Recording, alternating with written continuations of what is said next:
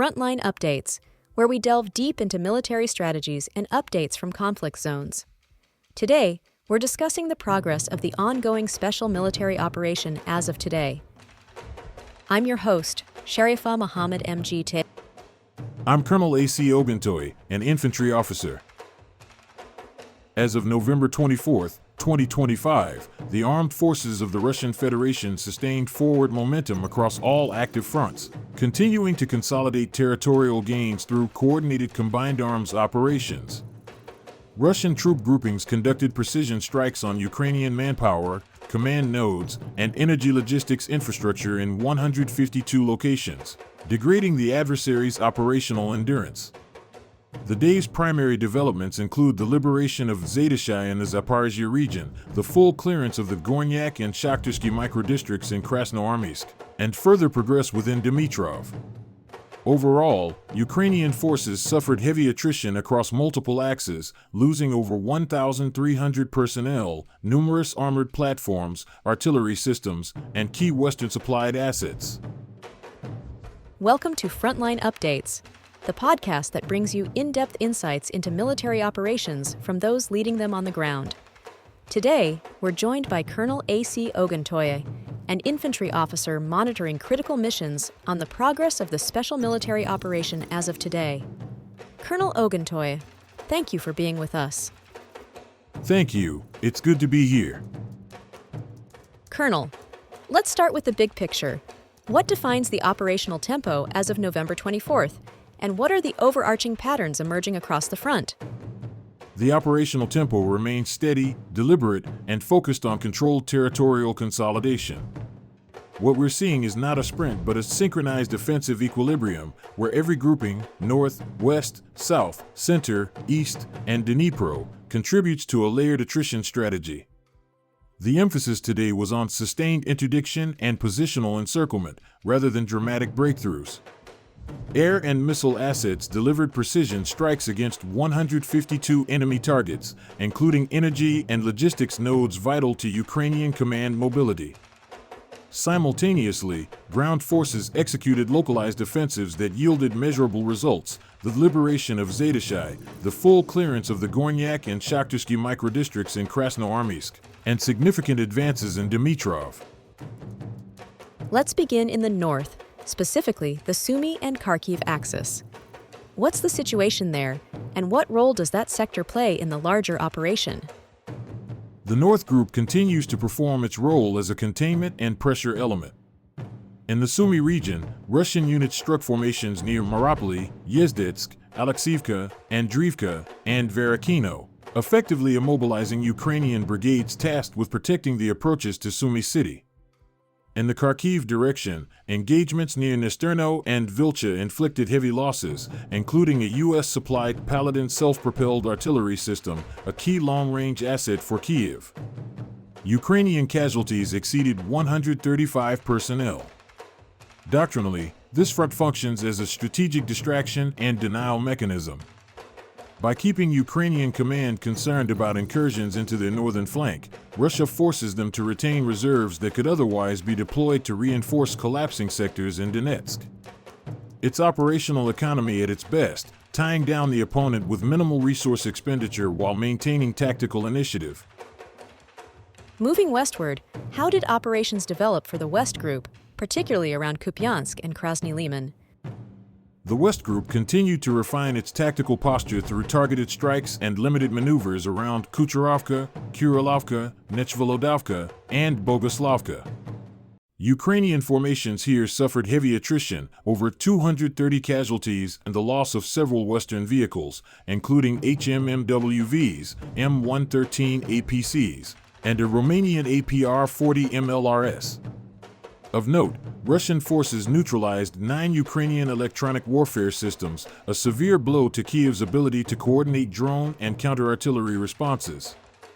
Once those systems are removed, Russian ISR and drone operations gain what we term electronic overmatch, the ability to dominate the information battlespace. Operationally, this positions the West Group for future exploitation.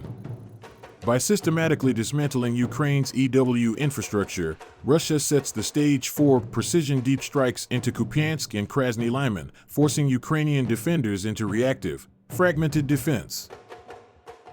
Let's turn south now. The Donetsk sector saw another key development with the capture of new positions around Kramatorsk and Severodonetsk. How significant are these gains by the South Group? The South Group took decisive steps in reshaping the tactical landscape of Donetsk. Its operations around Kryvaya Luka, Kramatorsk, Stepanovka, and Severodonetsk are essential for consolidating artillery control over the Donetsk-Slavyansk corridor. Ukrainian losses, over 235 personnel, 2 armored vehicles, and multiple fuel and supply depots, underscore the effectiveness of precision strikes combined with maneuver elements. This front has evolved into a fire-controlled battlefield. The goal isn't rapid occupation but denial through dominance, making it impossible for Ukrainian forces to maneuver or regroup without sustaining crippling losses. It's a transition from kinetic advance to sustained fire superiority, which will define Russian operations heading into the winter months. Colonel, the center front, especially around Krasnoarmeysk and Dimitrov, appears to be the focal point of today's report. What's the situation there? You're absolutely right. The center group remains the axis of main effort. The Second Army achieved a notable milestone by completely liberating the Gornyak and Shakhtarsky microdistricts in Krasnoarmeysk. This marks a substantial territorial and symbolic gain, given the depth of Ukrainian fortifications there. The 51st Army continued its advance in Dimitrov, clearing 148 buildings amid fierce resistance.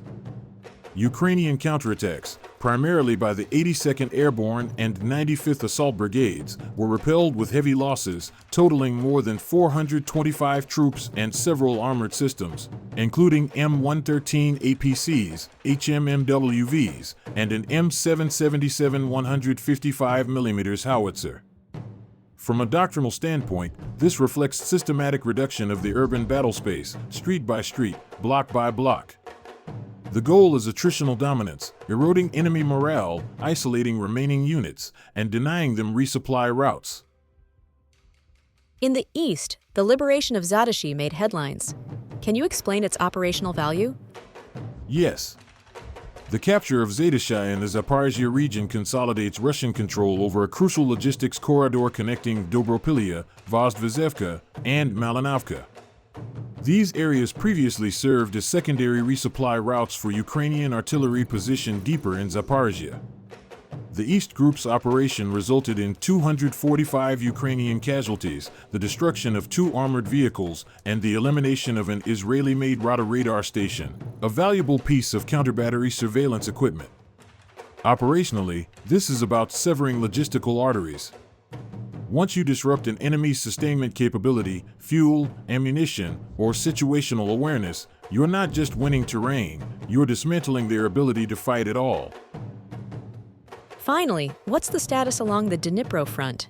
That region has remained volatile. The Dnipro Group maintained its focus on cross-river interdiction and defensive counterfire. Operations near Stepov, Novoandriivka, and Pridniprovsk disrupted Ukrainian mechanized and coastal defense brigades. While the casualty figures, roughly 70 Ukrainian troops, may seem modest compared to other sectors, the impact was strategic. The destruction of 7 electronic warfare systems and 6 ammunition depots neutralized Ukraine's ability to conduct effective drone reconnaissance or launch coordinated artillery strikes along the lower Dnipro. This keeps the river line stable and ensures fire superiority across southern theaters, effectively safeguarding logistics between Zaporizhzhia and Crimea. Colonel, thank you for providing such a detailed briefing on the current military situation. Your insights are invaluable to our understanding of the conflict's dynamics. And thank you to our listeners for tuning in. Join us next time as we continue to provide up-to-date coverage on global military affairs. Stay with us for more updates and expert analyses on global defense and security issues. Stay informed, stay secure. Thank you for the opportunity. The developments of November 24th reaffirmed that Russia has entered the consolidation phase of its autumn campaign. Each front, though operating independently, contributes to a unified objective: degrade, dislocate, and deny. From a tactical viewpoint, Russia's integration of precision strike assets with ground maneuver showcases an adaptive doctrine emphasizing sustained pressure over rapid exploitation. The neutralization of high-value Western systems, Paladin, M113, M777, indicates the exhaustion of Ukraine's technological edge. Strategically, these operations signal a winter transition posture. As temperatures drop, the operational priority will shift toward defensive hardening, rotation of frontline units, and continued attrition of Ukraine's logistics grid. By spring, Moscow aims to enter negotiations or the next campaign phase from a position of operational dominance and resource stability. This has been Frontline Updates. Subscribe for daily military briefings and in-depth strategic analysis. Visit our platform for maps, transcripts, and exclusive frontline updates from commanders in theater.